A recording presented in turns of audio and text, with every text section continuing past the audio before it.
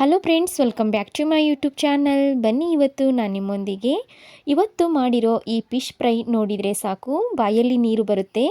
ಹೊರಗಡೆ ಕ್ರಿಸ್ಪಿ, ಒಳಗಡೆ ಸಾಫ್ಟಾಗಿ, ಮಸಾಲೆ ರುಚಿ ಅದ್ಭುತವಾಗಿದೆ ಸ್ನೇಹಿತರೆ. ಒಮ್ಮೆ ಮಾಡಿದರೆ ಮತ್ತೆ ಮತ್ತೆ ಮಾಡ್ತೀರಾ. ಬಿಸಿ ಬಿಸಿಯಾಗಿ ಸರ್ವ್ ಮಾಡಿದರೆ ಇದರ ರುಚಿ ಇನ್ನೂ ಅದ್ಭುತ. ಮೀನು ಇಷ್ಟಪಡೋರು ಖಂಡಿತ ಈ ರೆಸಿಪಿಯನ್ನು ಒಮ್ಮೆ ಟ್ರೈ ಮಾಡಿ. ತುಂಬ ಅಂದರೆ ತುಂಬ ಚೆನ್ನಾಗಿರುತ್ತೆ. ಬನ್ನಿ, ಈ ಒಂದು ಮಸಾಲೆ ಮೇನ್ ಫ್ರೈ ಯಾವ ರೀತಿ ಮಾಡೋದು ಅಂತ ನೋಡೋಣ. ತುಂಬ ಸುಲಭವಾಗಿ ಕಡಿಮೆ ಇಂಗ್ರೀಡಿಯೆಂಟ್ಸ್ ಬಳಸಿ ಯಾವ ರೀತಿ ಮಾಡೋದಂತ ತಿಳಿಸ್ಕೊಡ್ತೀನಿ. ಮೊದಲಿಗೆ ನೋಡ್ರಿ, ಒಂದು ಅರ್ಧ kg ಆಗಷ್ಟು ಬಾಂಗಡಿ ಮೀನು ತೊಗೊಂಡಿದ್ದೀನಿ. ಇದನ್ನ 2ರಿಂದ 3 ಸಲ ಉಪ್ಪು ಮತ್ತು ಅರಿಶಿಣ ಹಾಕಿ ತೊಳೆದಿಟ್ಟಿದ್ದೀನಿ ಸ್ನೇಹಿತರೆ. ಇದಕ್ಕೆ ಬೇಕಾಗಿರೋ ಮಸಾಲ ಪದಾರ್ಥ ನೋಡ್ಕೊಳ್ಳೋಣ.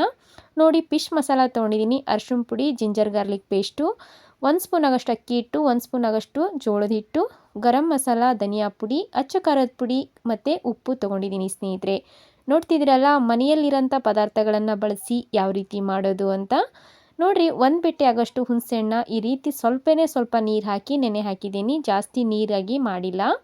ಇವಾಗ ತೊಗೊಂಡಿರೋಂಥ ಅಕ್ಕಿ ಹಿಟ್ಟು ಮತ್ತು ಜೋಳದ ಹಿಟ್ಟು, ಗರಂ ಮಸಾಲ, ಧನಿಯಾ ಪುಡಿ, ಅಚ್ಚ ಖಾರದ ಪುಡಿ, ರುಚಿಗೆ ತಕ್ಕಷ್ಟು ಉಪ್ಪು ಎಲ್ಲವನ್ನು ಸೇರಿಸ್ಕೊಂಡು ಮಿಕ್ಸ್ ಮಾಡ್ಕೊಳ್ಳೋಣ. ತುಂಬ ಕಡಿಮೆ ಸಮಯದಲ್ಲೇ ರುಚಿಯಾಗಿ ಕ್ರಿಸ್ಪಿಯಾಗಿ ತುಂಬ ಟೇಸ್ಟಿಯಾದಂಥ ಈ ಒಂದು ಫಿಶ್ ಫ್ರೈನ ಖಂಡಿತ ನೀವು ಕೂಡ ಟ್ರೈ ಮಾಡಿ. ಮತ್ತು ಯಾರೆಲ್ಲ ಮೀನು ತುಂಬ ಇಷ್ಟಪಡ್ತೀರಲ್ಲ ಅಂಥವ್ರಿಗಂತೂ ತುಂಬ ಚೆನ್ನಾಗಿರುತ್ತೆ. ಸರಳವಾಗಿ ಕಡಿಮೆ ಇಂಗ್ರೀಡಿಯೆಂಟ್ಸೇ ಬಳಸಿ ಯಾವ ರೀತಿ ಮಾಡೋದಂತ ತಿಳಿಸ್ತಾ ಇದ್ದೀನಿ. ಮೊದಲಿಗೆ ನೋಡಿ, ಇದನ್ನೆಲ್ಲ ಮಸಾಲೆ ಹಚ್ಕೊಂಡಿದ್ದೀನಿ. ಇವಾಗ ನೆನೆಸಿಟ್ಟಿರುವಂಥ ಈ ಒಂದು ಹುಣಸೆ ಹಣ್ಣಿನ ರಸವನ್ನು ಇದಕ್ಕೆ ಸೇರಿಸ್ಕೊಳ್ಳೋಣ. ಮೇನ್ ಇದಕ್ಕಿರೋದೇ ಹುಣಸೆ ಹಣ್ಣಿನ ರಸ, ಇಲ್ಲ ಅಂದರೆ ನೀವು ನಿಂಬೆ ರಸನೂ ಹಾಕ್ಕೋಬೋದು. ಈ ರೀತಿ ಹುಣಸೆ ಹಣ್ಣಿನ ರಸನ ಮೀನುಗಳಿಗೆ ಚೆನ್ನಾಗಿ ಅಪ್ಲೈ ಮಾಡಬೇಕಾಗುತ್ತೆ. ನೋಡಿರಿ, ಈ ರೀತಿ ಮ್ಯಾರಿನೇಟ್ ಮಾಡಿ ಒಂದು 10ರಿಂದ 15 ನಿಮಿಷ ಆದರೂ ಬಿಡಬೇಕಾಗುತ್ತೆ ರೀ. ಬರ್ರಿ, ಅಷ್ಟರೊಳಗೆ ಎಣ್ಣೆನೂ ಕಾಯಕ್ಕೆ ಇಟ್ಬಿಡೋಣ. ತುಂಬ ಅಂದರೆ ತುಂಬ ಸರಳವಾಗಿರುತ್ತೆ. ಏನಾದರೂ ಮನೆಗೆ ಅತಿಥಿಗಳು ಬಂದಾಗ ಅಥವಾ ನಿಮಗೆ ಏನಾದರೂ ತಿನ್ನಬೇಕಂತ ಅನಿಸಿದಾಗ ಈ ರೀತಿ ಮಾಡ್ಕೊಂಡು ತಿನ್ನಿ. ತುಂಬ ಚೆನ್ನಾಗಿರುತ್ತೆ. ತುಂಬ ಖಾರವಾಗಿ, ಹುಳಿಯಾಗಿ ಚೆನ್ನಾಗಿರುತ್ತೆ ರೀ. ಖಂಡಿತ ನೀವು ಒಂದು ಸಲ ಟ್ರೈ ಮಾಡಿ. ಇವಾಗ ಬರ್ರಿ, ಎಣ್ಣೆನೂ ಕಾದೈತಿ. ಮೀನುಗಳನ್ನು ಒಂದೊಂದಾಗಿ ಕರ್ಕೊಳ್ಳೋಣ. ಇದಕ್ಕೆ ಮೇಲ್ಗಡೆ ಒಂದು ಸ್ವಲ್ಪ ಬಾಂಬೆ ರವೆ ಅಥವಾ ಬನ್ಸಿ ರವೆ ಆದರೂ ಹಚ್ಬೋದು. ನಾನು ಈಗ ಒಂದು ಸ್ವಲ್ಪ ಮೇಲ್ಗಡೆ ರವೆನ ಅಪ್ಲೈ ಮಾಡಿದ್ದೀನಿ. ತುಂಬ ಅಂದರೆ ತುಂಬ ಚೆನ್ನಾಗಿ ಬರುವಂಥ ಈ ಒಂದು ಫಿಶ್ ಫ್ರೈನ ಖಂಡಿತ ನೀವು ಕೂಡ ಟ್ರೈ ಮಾಡಿ. ಮಲೆನಾಡಿನ ಸ್ಪೆಷಲ್ ಮತ್ತು ಕರಾವಳಿ ಸ್ಪೆಷಲ್ ಆದಂಥ ಈ ಒಂದು ಫಿಶ್ ಫ್ರೈನ ನೀವು ಕೂಡ ಮನೆಯಲ್ಲೇ ಕಡಿಮೆ ಸಮಯದಲ್ಲೇ ಸುಲಭವಾಗಿ ರುಚಿಯಾಗಿ ಆರೋಗ್ಯಕರವಾಗಿ ಮನೆಯಲ್ಲೇ ಸವಿಬೋದು ಸ್ನೇಹಿತರೆ. ನೋಡಿರಿ, ಎಷ್ಟು ಚೆನ್ನಾಗಿ ಬಂದಿದೆ ಅಂದರೆ ಕ್ರಿಸ್ಪಿಯಾಗಿ ತುಂಬ ಚೆನ್ನಾಗಿ ಬಂದಿದೆ.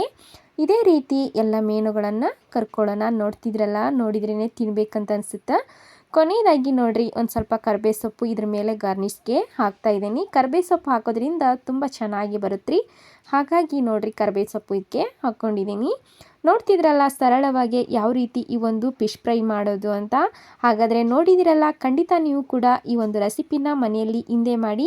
ಮತ್ತು ಈ ಒಂದು ರೆಸಿಪಿ ಹೇಗಿತ್ತು ಅಂತ ನಿಮ್ಮ ಅಭಿಪ್ರಾಯ ಮತ್ತು ಅನಿಸಿಕೆಗಳನ್ನು ಕಮೆಂಟ್ಸ್ನಲ್ಲಿ ತಿಳಿಸೋದು ಮರಿಬೇಡಿ ಸ್ನೇಹಿತರೆ. ಹೀಗೆ ಹೊಸ ರೆಸಿಪಿಗಳಿಗಾಗಿ ರಾಧಾ ರಾಜು ಕಿಚನ್ನ ಫಾಲೋ ಮಾಡಿ. ಮತ್ತೆ ಸಿಗೋಣ ಹೊಸ ರೆಸಿಪಿ, ಹೊಸ ಮಾಹಿತಿಯೊಂದಿಗೆ. ಈ ಒಂದು ರೆಸಿಪಿ ಇಷ್ಟ ಆದರೆ ನಿಮ್ಮ ಕುಟುಂಬದವರಿಗೂ ನಿಮ್ಮ ಸ್ನೇಹಿತರಿಗೂ ಶೇರ್ ಮಾಡಿ. ಧನ್ಯವಾದಗಳು ಸ್ನೇಹಿತರೆ. ಶುಭೋದಯ.